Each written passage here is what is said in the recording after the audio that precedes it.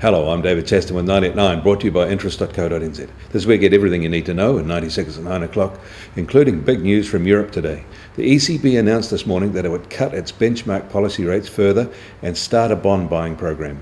The ECB cut its main policy rate from 0.1% to a new low of half of that, and its deposit rate from minus 0.2% from minus 0.1%. The bank also is to start buying asset-backed securities and covered bonds next month. It's a new €700 billion program. They're going to buy a wide range of assets designed to boost credit in the private sector, including residential mortgage-backed securities and other securities backed by loans in the real economy. But there is no QE where the ECB buys sovereign bonds. These moves are unprecedented, but they also appear to fall short of the broad large-scale bond purchases advocated by economists to prevent stagnation in the Eurozone. The euro fell sharply. CDS spreads we monitor daily show that investment-grade spreads are now suddenly lower than in the Eurozone than equivalent US CDS spreads.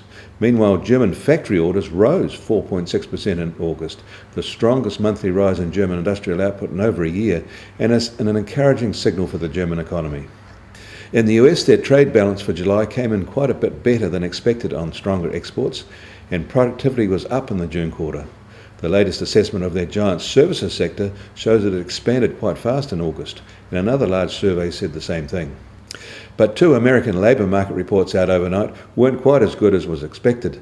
The precursor ADP employment survey indicated 204,000 new jobs were added last month, a small undershoot, and the level of initial unemployment claims was slightly higher than expected last week. It is also worth pointing to a massive US Fed survey released overnight on American consumer finances.